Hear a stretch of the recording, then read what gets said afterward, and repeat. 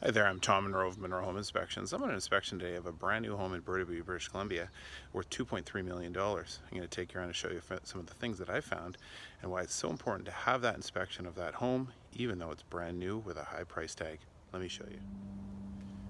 So as I come to the back of the house, I notice this big concrete slab, and it appears to be sloping off towards the grass. But if you look closely, it's all leaning towards and sloping towards this corner here, and obviously down that set of stairs.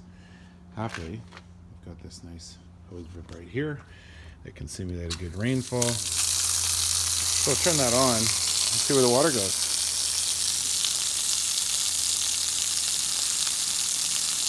Obviously, you need a good rainstorm to simulate this much water, but you definitely don't want the water teeing down the stairs to that alcove below. Water's only getting picked up by that collection basin down there. Which that collection basin is basically designed to take all the water in that area because it's like a giant swimming pool. So clearly, all this water up here should have been picked up by a collection basin located in that corner. If that's where they chose to slope it to, I would have rather than slope it away from the stairs. So this didn't happen. So when it's raining, we definitely don't want water teeming down these stairs. Obviously rusting, causing damage. And all the way down to the bottom here, all that water now coming down into this collection basin. This collection basin is designed its size to take all the water in this area, because this area is totally exposed to the elements as well. I think everyone would agree that a gas fireplace discharge exhausts at incredibly high temperatures, around 200 degrees Celsius. Clearly, it's not a good idea to put a plastic light fixture directly above it that will melt and cause a fire hazard. So this home, when it was actually constructed below the original storm sewer discharge of the previous home. Now, if you look into this deep collection basin, you'll see that there's a double sump pump system to get the water out from underneath the basement. It discharges up into this tube at the top, comes over into this collection basin, and that funny elbow looking thing is the connection to the city storm sewer. So this has a power supply to it. One of the things I always tell my clients is what happens when the power goes out. We should have a backup generator installed at this home to make sure this beautiful home with this high price tag doesn't ever flood in the basement. We also need a backflow prevention valve on that one top pipe to make sure the water, once it's pumped out, doesn't come back in. So again, this is a brand new home with a brand new roof. When you get on the roof, you need to make sure all those skylights have proper flashing around them, count up how much ventilation the roof has, where all the discharges for the bathroom fans are, and penetrations from plumbing stacks or the exhaust from a boiler. They're so important to make sure the proper boots have been installed around them and they're not cracked, because right there is a place where moisture can ingress into this home. So we got one. Sorry about that. And we got two right there that are cracked. That's where moisture can easily get into this home and cause considerable damage. So as I'm going through the home, I'm looking for signs of shrinkage in the structure, like right here. This is right over the front door.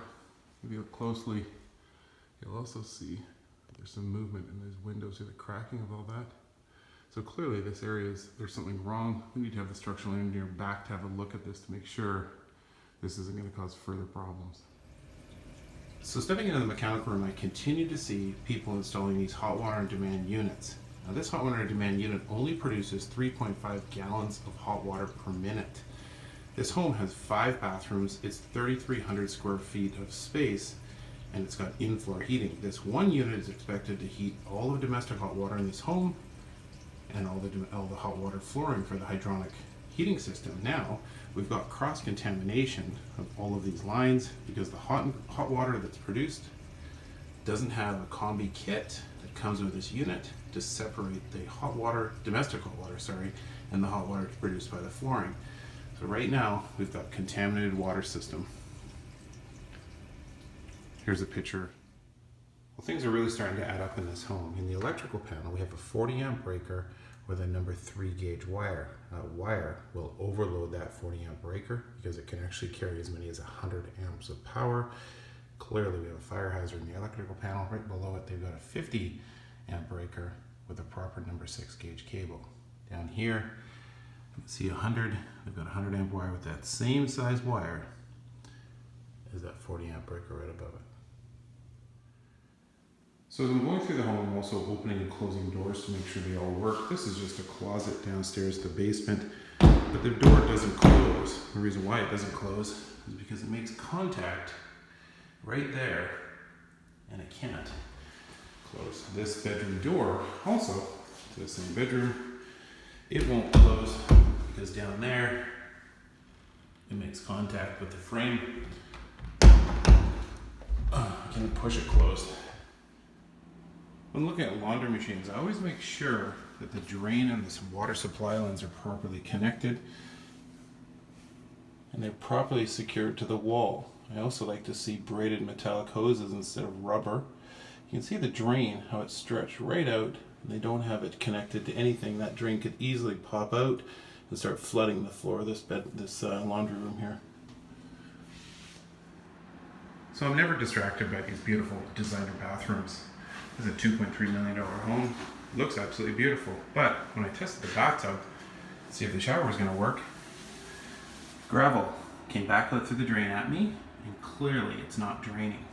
It's only got about 1.5 inches of water in it. Again, this is a brand new home that's never been lived in. And finally, the master bathroom, where you'd think that the developer would spend the most time and make sure it's absolutely perfect, like this beautiful stand-up shower. There's water currently leaking on this curb from this joint in the glass, and that connection right there. This beautiful big master jet tub. When I go to turn the water on, there is no water. And that wand you'd think you could wash your body off with, well, it was broken. You'd think that all of these would be fixed before my client was looking to buy it. So after showing you around this home and showing you all those video clips of all the things that are wrong with this home, clearly it's imperative that you get an inspection next time you're looking to buy any home. If you or anyone looking to buy a home in the Greater Vancouver area, pass along my contact information. I'm Tom Monroe of Monroe Home Inspections. With MHI, it's certified.